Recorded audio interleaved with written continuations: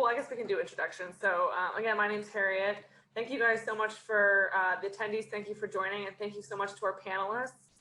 So this is a closed caption session. As you can see, there is a Convex tech support member on this. So if you have any questions for her, feel free to ping her too. The way these sessions, I'm sure you guys have all know, but to ask questions, you can either use the raise your hand feature or you can ask the presenters directly in the chat box. So if you have any questions either, you can feel free to ping me directly and I'd be happy to help. And now you guys can go ahead and introduce yourselves too. Should we introduce ourselves? Yeah, go ahead. Okay. Craig, you want to start? Okay, I'm Craig Hood. I'm at Loyola University in New Orleans. The Big Easy. It's hot today, but it's July, or I'm sorry, early August, so yep. And I'm at a PUI. Actually, there's lots of conversation and questions about that, predominantly undergraduate institution. I started here 34 years ago. I'm still here. But anyway, that's me. And my name's Sam Scheiner. I'm a program director at the National Science Foundation in the Division of Environmental Biology. So we're the folks that fund the ecology evolution work. I'm associated with the Evolutionary Processes Program and ecology and evolution of infectious diseases, along with various other sorts of things. I started out in academia, out of the usual postdoc academia route, and then after 13 years transitioned over to NSF, and I've been at NSF now for 22 years. And I'm Caroline Ridley. I am an ecologist with the U.S. Environmental Protection Agency in North Carolina. Before this, I spent about 7 years at EPA in the DC area. And I came to my career in the government through a AAAS Science and Technology Policy Fellowship, which I'm happy to talk about if anybody's interested. But as my background, I wouldn't have called myself an ecologist. I'm trained in evolutionary biology and genetics, and so it's been an interesting ride to where I am today.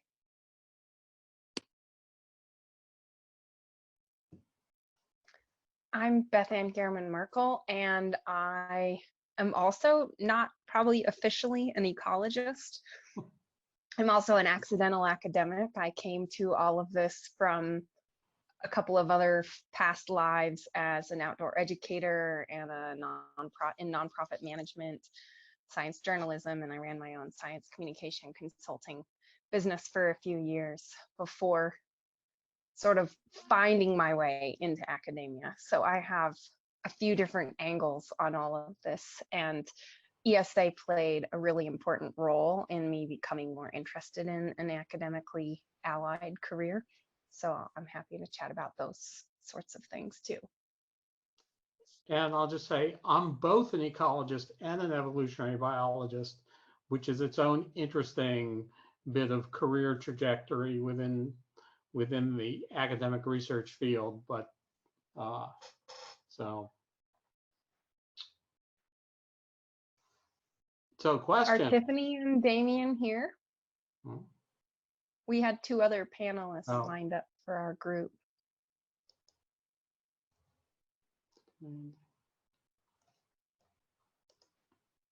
Maybe they weren't able to connect. Yeah, I'm not seeing them in the Me neither. in the list. So we should just move ahead with questions because we only have 30 minutes. So people want to either type their questions into the chat box or raise their hand.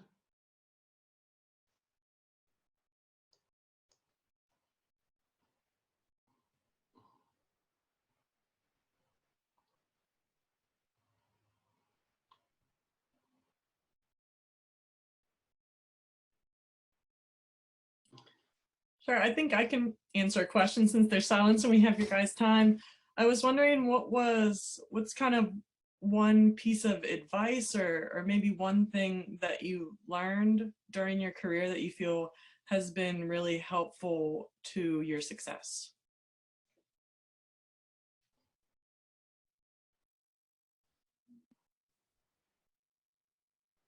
Well, I can be short and sweet. I think it's keep learning, and don't let not knowing something keep you from taking a jump or taking an opportunity. Most of the spaces that I've learned the most in and felt the most productive in were spaces where a supervisor took a chance on me, basically. And maybe the converse is, now that some of us are in the position where we can take some of those chances on people, that it's important to do that, to give people space to grow. And I'll just amplify on that. A great undergraduate liberal arts education, because that's all about how to keep on learning. I think one of the things is to be engaged and to express that engagement. So these days, a lot of younger grad students, etc., don't belong to numerous or maybe any professional society. 30 years ago, that's what we had to get the journal. I mean, we didn't get the journal.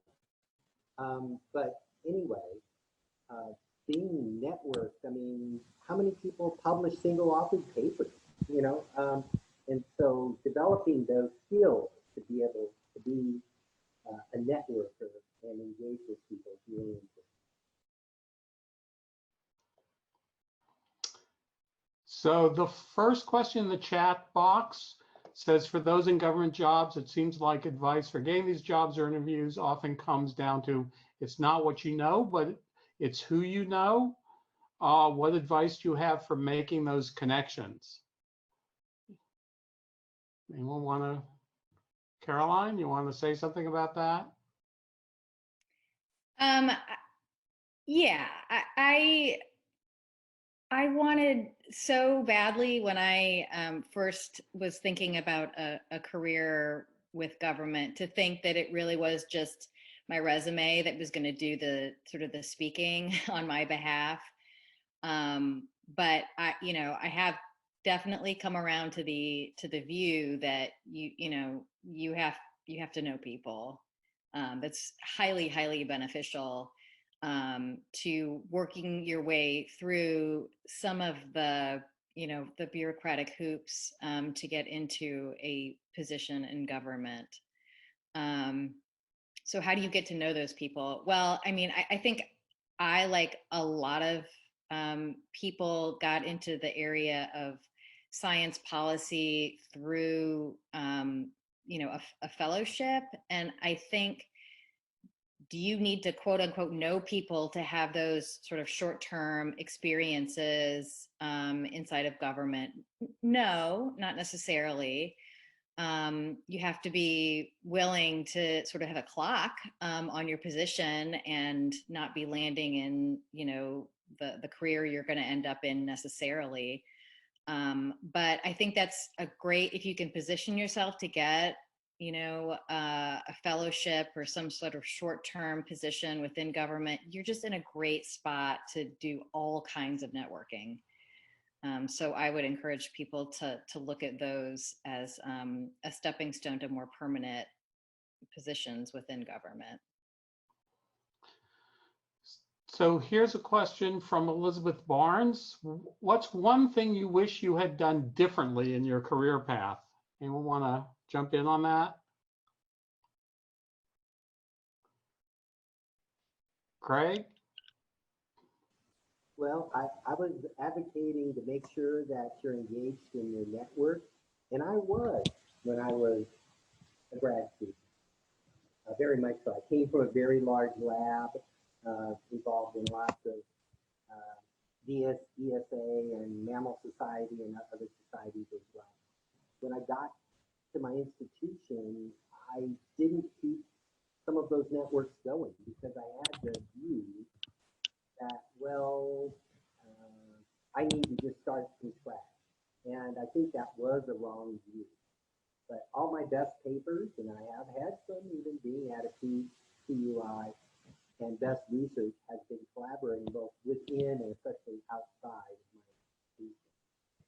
So I think one thing is a lot of people were asking at the networking session yesterday afternoon about, well, publications before versus after you get in a tenure track position, for example. And I think that when folks are looking to hire someone on the tenure track or even full-time non-tenure track, even if the job's primarily teaching or some other kind of service, I think it's important that you show that you have the capacity to have those engagements, and you just keep the ball rolling. We all know that there's going to be papers and research in the pipeline, and getting those finished and moved on is good. But I wish that I had pressed harder to network by our institution right next door earlier.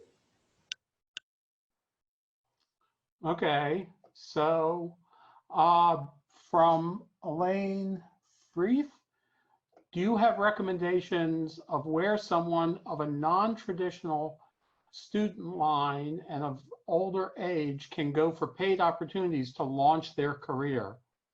Bethann, you want to take a shot at that? So I'm definitely a non-trad academic. I'm a non-tenure track academic. I've been a temporary contract academic for the last number of years. I renegotiate about every 4 to 6 months, and that might be finally getting resolved, which is exciting. But all that to say, it depends on where you're trying to launch your career. And I'm sure you probably hear that it depends from a lot of people. But I would say that this is probably one of the best moments for that, because people are much more willing to hire people to work remotely than they might have been in, say, February. And so there's a more realistic chance of you getting an opportunity or a few opportunities, whether you want a postdoc or if you want a journalism fellowship or a policy internship.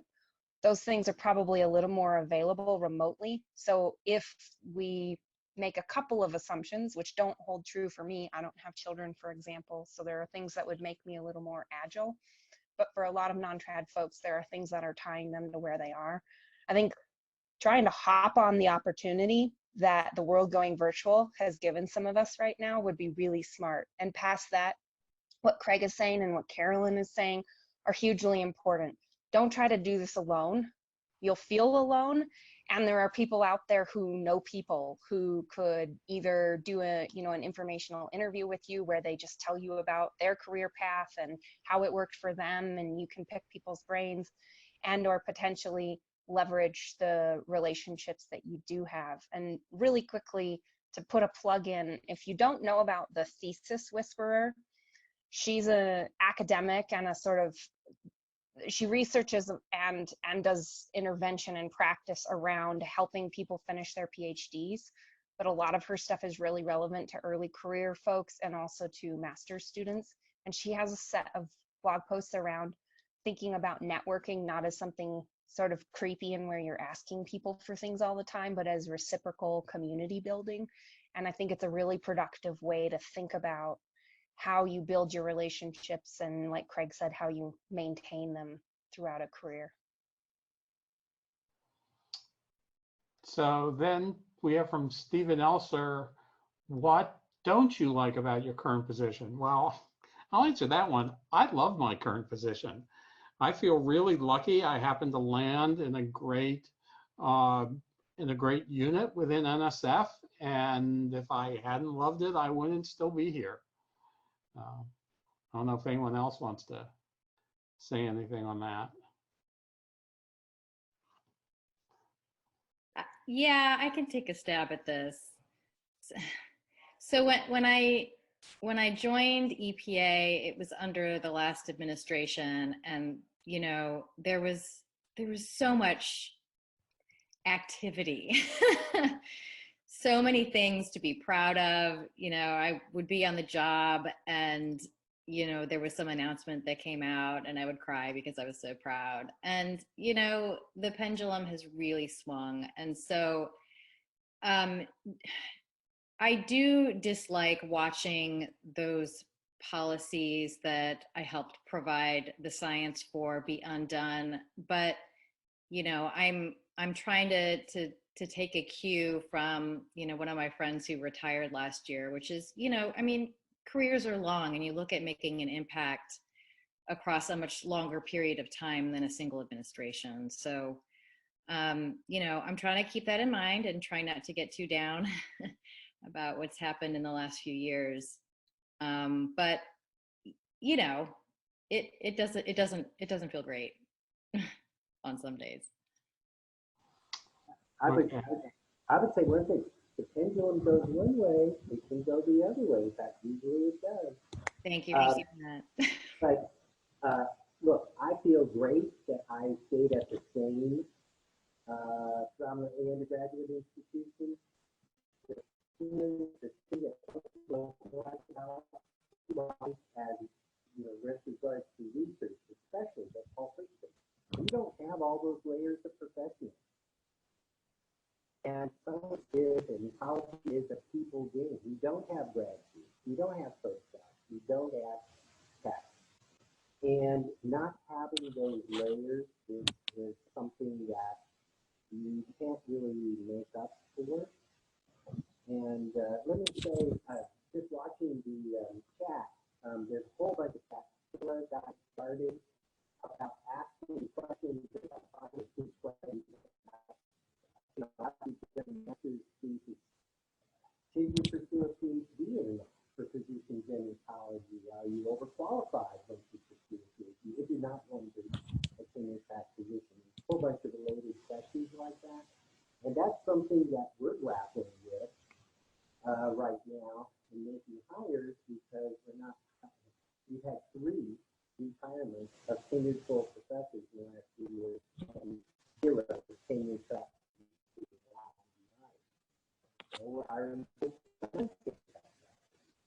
We're still having that PhD list.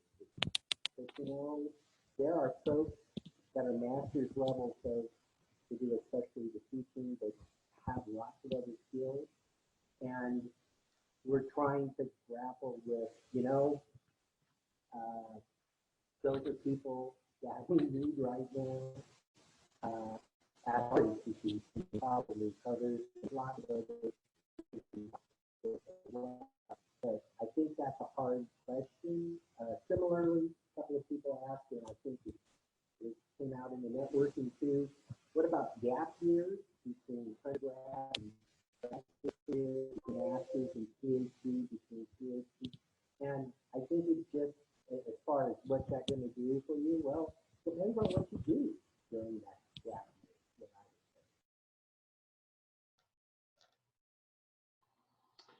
So we've got a number of people who have interested in the question that Kayla Hamilton posted. What kinds of jobs are available for ecology PhDs outside of academia? This person is currently a master's student. There's other sorts of questions from people who are potentially PhD candidates. I mean, there's a whole variety of kinds of jobs. I mean, I'm in one sort of job at National Science Foundation, which is helping run the peer review system. Those sorts of positions also exist at other agencies at NSF. Well, I don't know if EPA still has theirs, but USDA does, NIH does, so that's one sort. I had a PhD student, went to work for a state agency. It's Florida, I've forgotten the name of the agency, but there's, you know, lots of sort of state agency kinds of jobs, as well as government scientist jobs at all over the federal government, Forest Service, Park Service, EPA, and so forth. So it's actually a very long list of possible jobs. Sam, if I can chime in and do a slight divergence to it all. One of the people who was really active in the leadership of the communication and engagement section for the last few years, Annalise Hettinger, is a PhD in marine ecology, did postdocs at the Bodega Marine Lab, that kind of thing, and has gone back to school for a master's in social work and is looking at working in the interface of environmental loss and environmental catastrophes and things like that. And I can think of other folks who have gone into careers as consultants in science communication spaces. Kika Tuff was our chair in the section a couple years ago, and she shortly thereafter launched a creative science communication business called Impact Media Labs and does a lot of films and websites and things with scientists. And then there's folks like me who are sort of in the ecology and academic space, but doing really different things than straight ecology. So I would just encourage you to also consider the other aspects of your personal and professional interests and how those might help you inform your career decisions. Have we talked about NGOs yet? No. Go right ahead. We've had multiple, I'm chair of the policy section right now, and we've had multiple people in our leadership and as members of our section that have worked for groups like the Union of Concerned Scientists, Environmental Defense Fund.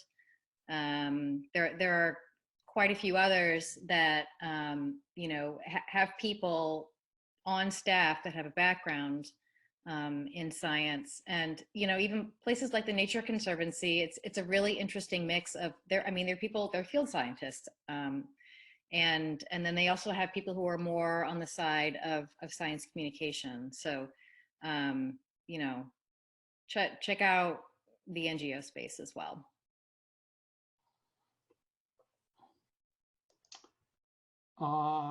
Let's see. Can a PhD overqualify someone for a non-academic position?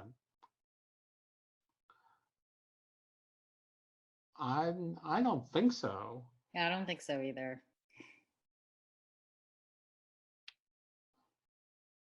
Well, here's one. I'm a recent bachelor's grad who's finding it extremely difficult to find entry-level government positions.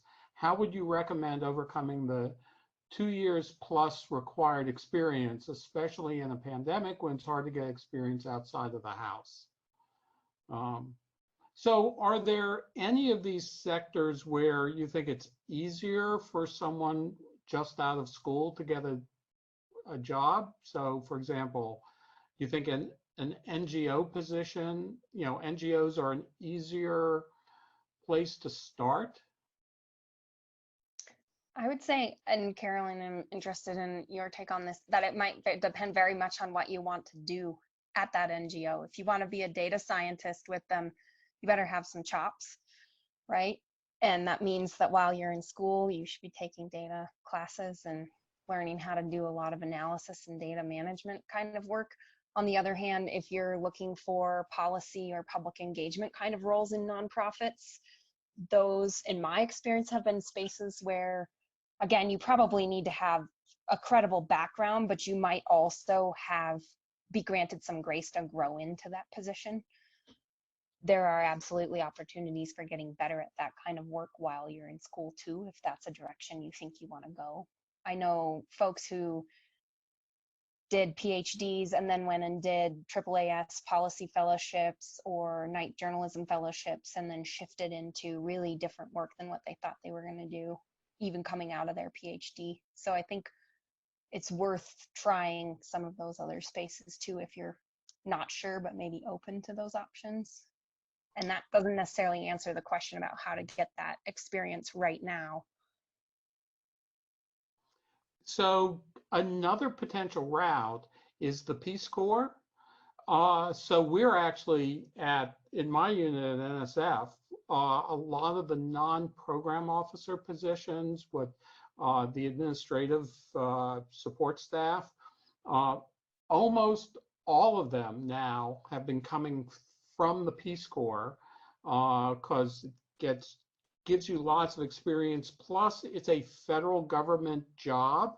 So if you're then applying for other federal jobs, it gives you a leg up over people who do not have any federal government experience. Plus, the Peace Corps is just a great place to be at times. If you're not in a position to go abroad, we have a domestic equivalent, which is the VISTA program in AmeriCorps, and you'll wind up with similar amounts of preference for hiring for a year or two after a government service type role. There's loan forgiveness built into that. You're basically taking a vow of poverty while you participate in that program, as I can tell you from personal experience. But it's a really interesting program, and you wind up getting plugged into really important community capacity building work in places across the United States.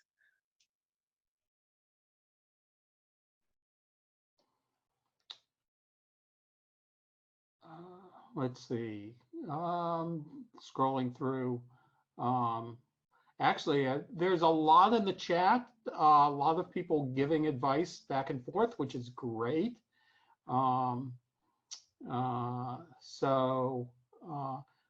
Here's a question, which is, I've seen various ones of these. What would be career options for international students looking for jobs outside of academia? Any particular suggestions for people who may be non-US citizens? So, I mean, that will be a limitation for federal government jobs. I don't know about state positions, but not for NGOs. I don't know if anyone else has suggestions. I don't know if we have time to clarify, but I'd be interested in whether that question is about getting work or maintaining a career in the US, in North America, or in some other country. And I think that my experience in Canada was that folks who came from other places had some particular challenges to deal with, both in terms of bureaucracy and paperwork and that sort of thing, and of course also potentially linguistic and cultural challenges. But there was real appeal to folks who had experience and linguistic capacity and cultural knowledge of more than one place. And so it could be that you're looking for work environments and even nation environments where that is encouraged and solicited.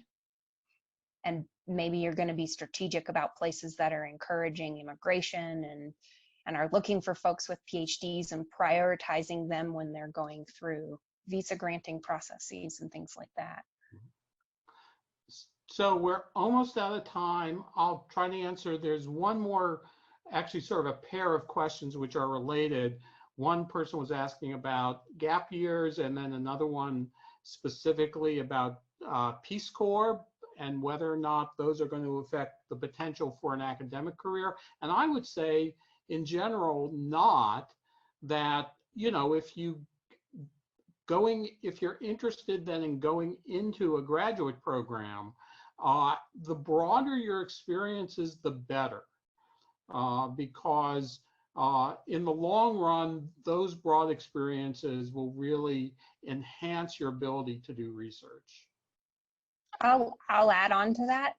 I took 10 years to go back to graduate school, and I don't think that it was a detriment, but I also operate in a little uncommon space. What I hear my colleagues in our zoology and physiology department saying is that some evidence of a consistent publication record and capacity with data management, analysis, stats are huge. You will be massively more competitive if you find a way to keep publishing and keep those skills building, or at least up to date. So it's now 3:29. So Caroline or Bethann, any final thoughts before we have to close this session?